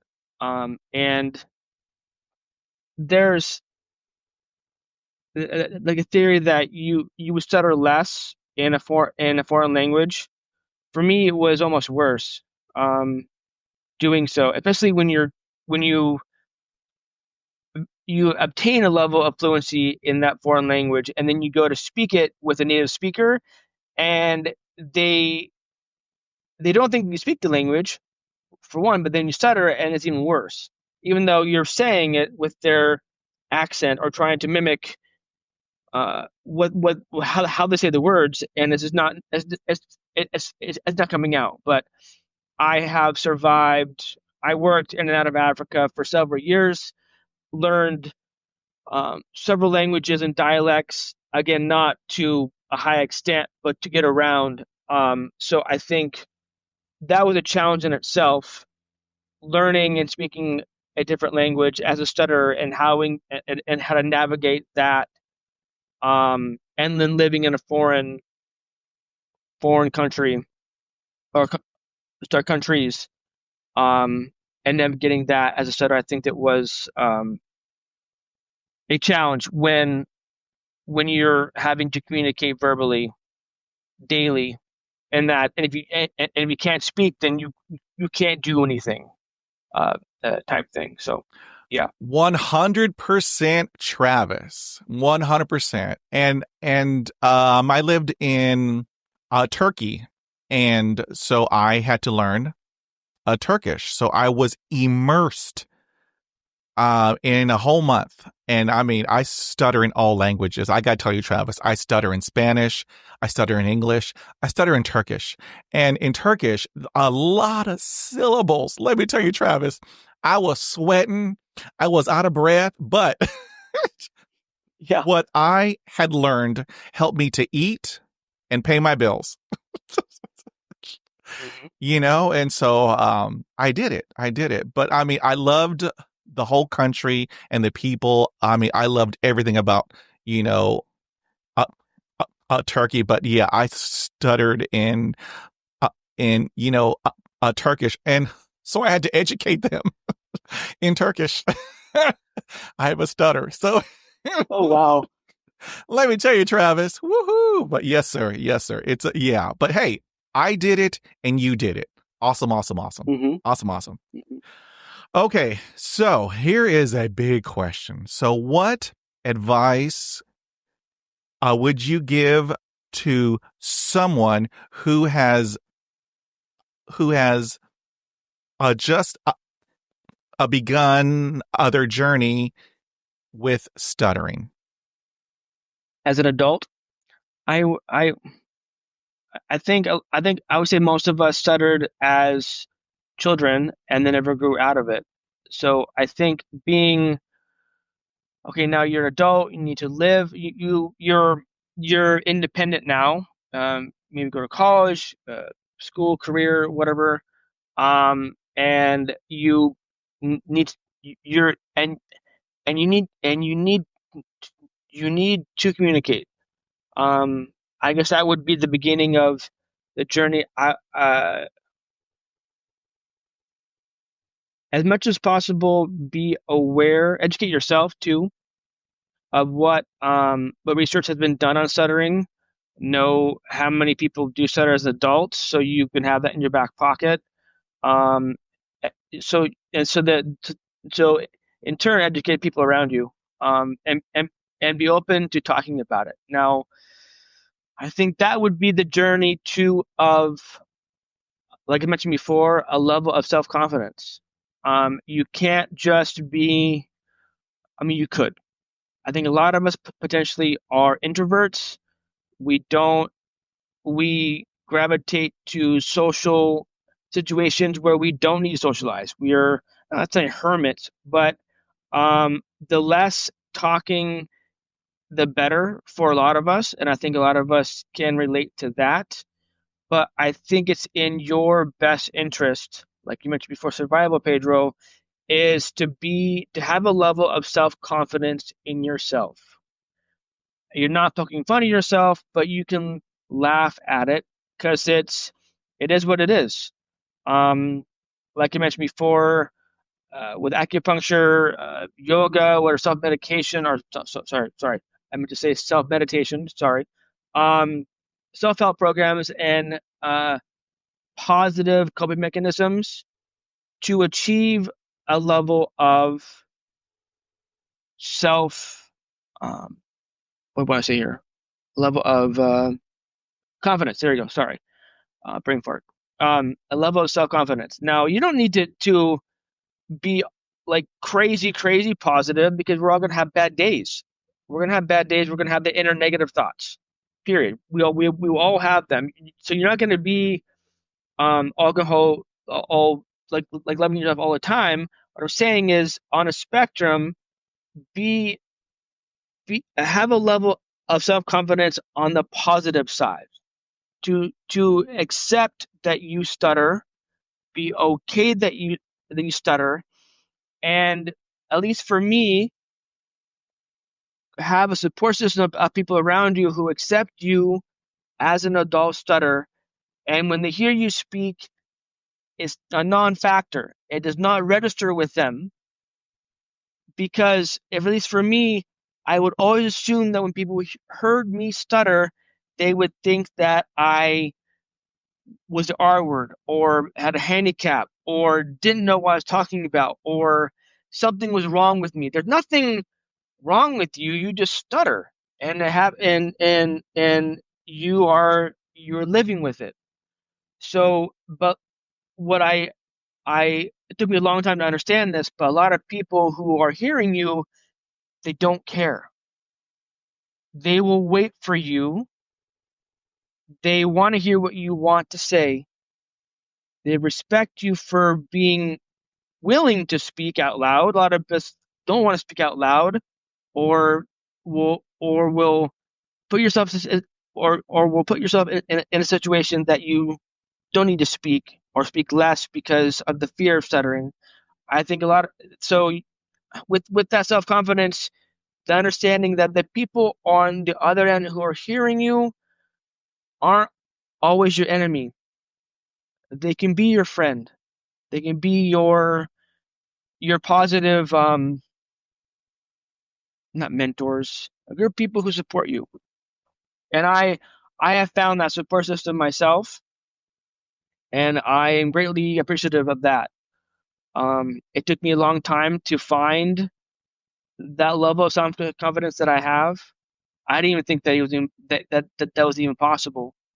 But now that I have it, to continue on that journey. So I guess you could define that as, Pedro, my journey started a few years ago and had just begun. But I think maybe your journey starts when you're more self-aware. Maybe your journey starts when you start improving on the spectrum of your self-confidence. Um, Interesting question. Yeah, I think a lot of us can get to that point. I know a lot of us possibly listening to this who do stutter would never want to be in your podcast. If they did, maybe it would be only audio and not visual. Um, Travis, a few years ago, would have never been on your podcast, would have never even reached out to you. But it's because of my my hobby that I have. Being on YouTube has increased my self confidence. Um, and my wife has seen it too, and it's something that I never even thought would. Wow, why would I want to be on YouTube? But I yeah, it's been a cool journey. I'm not saying everyone needs to be on your podcast. I'm not saying everyone needs to be on YouTube, but there are ways, and only you know this. There are ways that you can improve your self confidence with positive measures, to disapprove yourself. So that's a long-winded answer. Um, but I appreciate that question. Thank you. That was a beautiful answer, sir. That was an amazing answer. Woo, I got goosebumps. That was awesome. Woo! Come on, Travis. Thank you. All right, sir. Yeah, because I mean, you just hit it home. You know, it's important to have a good support system. I mean, you have people around you, you know, who are going to lift you up, you know, help you and support you. That is truly awesome. Truly awesome. I thank you for that, sir. Thank you for that. All right. So here is a powerful question. This is super powerful. I ask everybody on my podcast. I mean, you know, everyone's answer is just diverse. And so I want to ask you, sir, this powerful question. So here we go. Do you believe it's okay to stutter, or is it crucial to keep striving for Fluency. Yeah, that's a deep question, my friend. I mean, that goes. I mean, it goes with the same question of if I had the choice of being fluent, would I be fluent? Yeah. I mean, to be able to speak and have it be understood and speak without having to have the stress or the tension would be life changing. That'd be awesome. But then again, I am okay with admitting that I'm an adult stutterer. I'm okay with um, that realization. It is who I am, and it has altered my life in ways that I still dealing with. I can't comprehend. It has evolved into the character of and the persona of all that is Travis. Um, and I think that people listening can relate to that. It's who you are, for better or for worst. Um, I don't. I mean, if you want to be fluent, I think that there are things that you could do. Go back to speech therapy, um, herbs, like I mentioned before, the yoga, acupuncture, all that. You can do that to help with your stress level and tension. Um, but I think in doing so, to make sure that you're okay with terms of that you're an adult and you stutter, and to not add more stress to your life as it is right now. Um, I think it's healthy to strive towards a level of fluency. I don't I don't think that I can't speak for anyone else. I there's a level of fluency that I will achieve again with the ebbs and flows. One day is better than the next. Um,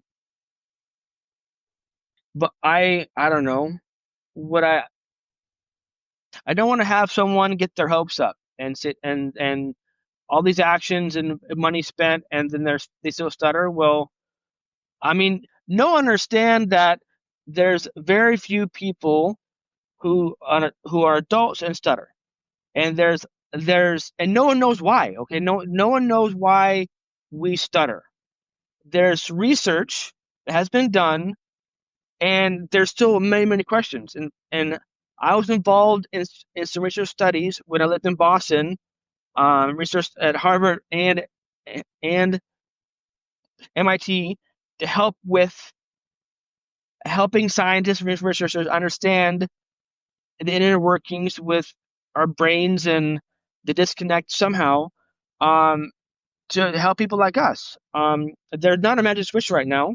There's no medication. There's no there's no surgery that I'm aware of to help people like us. So I think it's actions that we need to take to be better. But I think it's it's better to be okay with the level of fluency and being okay with being an adult stutter versus the stress and the goal of I'm going to be fluent someday and achieving that goal. I think that's I don't know. It's a very personal decision. I guess just me.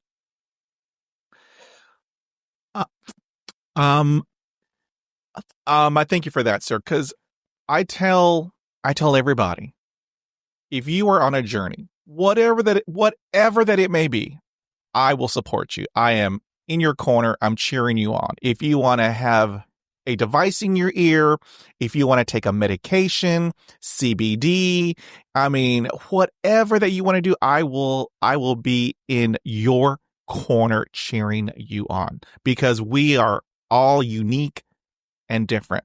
For Pedro, it's okay to stutter. It's what I have. I cannot hide it, but it, uh, but it does not define who I am. It's just what I have. It's just what I have. And so, I mean, it is what it is.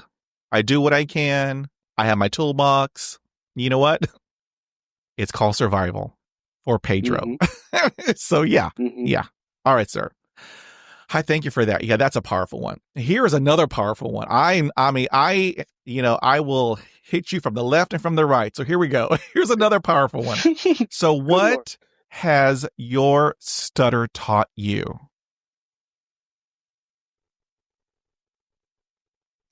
I think the first thing that comes to mind, my stutter has taught me that your assumptions of what other people are thinking and thinking about you is not always correct. Now, I can't speak for everyone who is an adult and they stutter, but at least for me, when I'm first meeting someone or someone on the phone, discussing the phone, is when I start to stutter or block or I can't get a word out, my immediate, or maybe it was before, my immediate thought in my head is, oh, they think less of me. They think that I'm an idiot. They're not going to hire me. All these negative things. When a lot of times that's not true. So what's taught about me is not everyone is against you. They're probably going to be in your corner too, and allow that to happen. To not always think negative. I know that's difficult. I think for a lot of us. What taught me about stuttering is to maybe like diversity, perhaps, that we're all different and we're handling life differently. That's hard because I have never been fluent, so I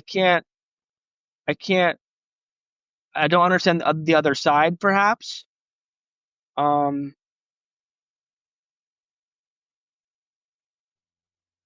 Yeah, that's a deep one. I don't have a good answer for that one, Pedro. Sorry, buddy. No, sir. No, sir. No, sir. It's all good, sir. It's all good. It's all good. All right. All right. So if you have some tissue handy, this is a very emotional question. So this gets everybody. All right. So here we go.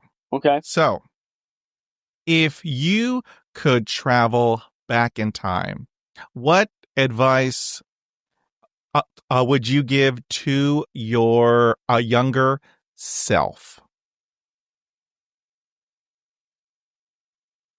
Probably that it won't define you. It will impact you, but won't define you. Won't I mean, possibly to try harder in school in terms of therapy and actually doing the homework and doing the sessions and all the techniques that they taught me. I'm sure that there was more. I don't know. Maybe because it was so because there was stigma involved with it. Like I wanted to get it over with and come back to class. I can learn and be with my friends, but maybe a level of taking advantage of it then because it was there towards the goal of being fluent before I got too old. Perhaps. I think I did an okay job with bullying with it. Maybe accepting it at an earlier age. Perhaps. Yeah, I'll stop there for you. All right, sir. I thank you for that, sir. I thank you for that. So here is our last question, and it's a doozy. So here we go. So if you had the opportunity to share insights about stuttering on a world stage. What a message would you convey? How to interact with someone who stutters. If you encounter someone on the street and they are talking with you or want to engage with you, how to interact. Don't assume that they want you to finish their sentences for them. Don't look away or look at your watch. That's one of the worst things you can do. Maintain eye contact like you would if the person was fluent. Give them the time. Be patient. To interact with them with your tone and mannerisms like you would with anyone else who was talking with you who was fluent. I wish more people did that. Allow for it to happen and not act like they are wasting your time or less of a person.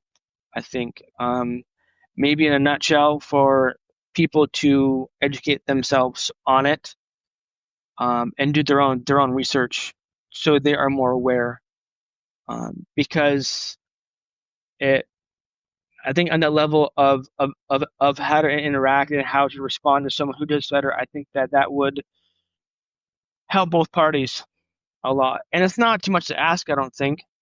Just give us a few more seconds or minutes, because what we have to say is as valuable as someone else who may not stutter.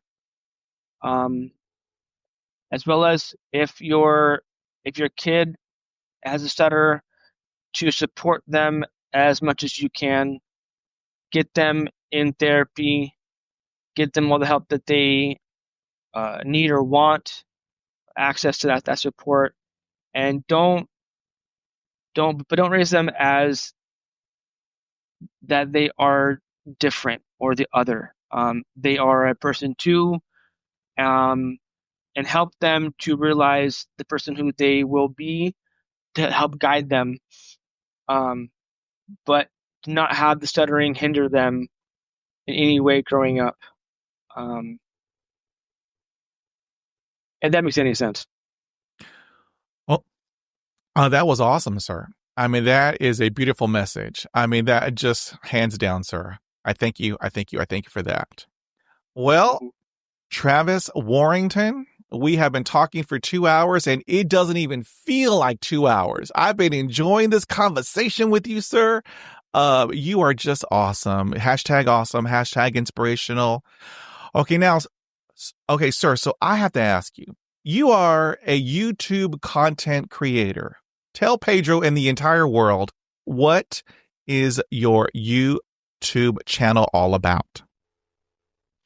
The channel name is called Travis Does Firewood, and it's basically about me as a regular Joe Schmo trying to process and sell firewood as a side hustle. People, my support system, my viewership, people who come to my channel every episode, I think that they gravitate to me because I'm genuine and I'm real and not arrogant, I guess you could say. The firewood niche genre on YouTube is very, very, it's like very random, but there are many channels on firewood on YouTube. It's very, very niche. But it's a journey that I thought people would never watch me. Why would you watch someone on YouTube on firewood who stutters? I thought that people who would in the firewood genre would never, they would just click off. I've gotten my fair share of negative comments on like I should not be on YouTube or I can't understand what you're saying, and I just mute them or I block them. But as I thank you for this question, I mentioned YouTube several times in this conversation, but for me, YouTube has gained my self-confidence. I have people tell me that they stutter and thank you for being on. Um, it's an outlet where I just talk and people listen, and it's that understanding that my stuttering is not a factor. They want to hear what I have to say, and to them what I have to say is important. It's entertaining, they gain knowledge, whatever it is, but they don't click off. They come back every other day or once a week or whatever, and it's not a big channel, but the viewership, I mean, I have over 2,000 subscribers. I don't think that, I mean, that's pretty big. And it's a side hustle, not a full-time thing, but very, very niche, something that I never would have thought I would do, get on to be on YouTube. And like I said, to talk to a camera is, I mean, it's it it's odd, but yeah, I do talk to myself a lot. And then I got to a point. I think it was my 1,000 subs episode that I'm like I'm no longer gonna edit out my blocks. For the most part, I keep in all my stuttering because then it's not authentic. It's not because it's a part of owning that I stutter. And to the majority, I would say, of my supporters and my followers, it's a non-issue. It's a non-factor. And I thought that they would just think that I was um, just like they would either turn off because they couldn't understand me, or turn off because they thought that I was an idiot or mentally disabled or whatever all those negative things. But it had not been the case. And my wife has seen leaps and bounds in my self-confidence, which is awesome. And it's the positive comments that I get on my channel that helps me, that warms my heart and helps me want to continue doing it. And there are days that I don't want to, days that we're having a hard blocks and all that. And will, I would, I would generally try to power through and film and edit. But yeah, it's a very interesting journey. And I think from there, I may start. I'm on the cusp of starting it. I'm going to start another channel, and just going to be not be. It won't be a podcast like yours. I think I'm just going to talk about my experience stuttering as an adult. So kind of similar to yours. And I want to thank you for me finding this podcast and having me be on your podcast. And I'm gonna use my experience of my on my channel to this other new channel of just talking about it, my experience, because I think that there are enough adult stutters out there that would watch your podcast, watch whatever my vlog on stuttering, and and that would help them to have more self-acceptance. Anyway, so that's a long story. Yes, I am a content creator. I don't like the word influencer yet, but it, on a very niche genre topic. Yeah, thank you. How cool. So I will have the hyperlink. So I want everyone from around the world hop on YouTube, hit the hyperlink in the podcast show notes, hit that hyperlink and go show Travis some love. I want you to subscribe, watch his videos, because I mean, I am in also a niche, you know, market. Because I mean, there are only, I mean, what, 10 of us, 12 of us, I mean, to handle the entire world. But I, like you, I get some amazing comments. It's like, oh my God, I thought I was the only one. I get from all over the world. I thought I was the only one. And I want to thank you for talking about da da da da da. And so, I mean, that is why I do this. That is why I do this, because I believe truly there's healing in sharing. I truly believe that. So I wanted to everybody, I want you to hit that hyperlink and go show Travis Warrington some love and subscribe and watch his awesome videos. Okay, now, and then also, how can anyone from around the world, because it will happen, Travis, if they want to get a hold of you, what is the best way to have that handled? Email. Yeah, email me for sure. And to answer any questions or whatever I can offer, yeah, email will be the best way. Yeah. Okay, awesome. So I will have his email address and all of his hyperlinks. And so anyone from around the globe can hop on there, hit that link, and get in contact with T words, Travis Warrington, hashtag awesome. And so, sir, I just had to tell you that this was, a huge honor. I thank you for spending your time and in talking about your journey. I want to tell you, thank you, sir. I've had the best time here, sir. Likewise, thank you, sir. And then also, I want to do it again, down the road, and just give me an update on your brand new, channel on YouTube. All right, sir? Will do. Sounds good, buddy. All right, sir. I thank you again. I hope you have an awesome afternoon. Take care, be well, and stay safe. You too, bud. See ya. Thank you, everyone watching. Thank you, sir. If you like this podcast, head on over to Apple Podcasts. Subscribe, rate, and review. Thank you for listening, and we will talk again.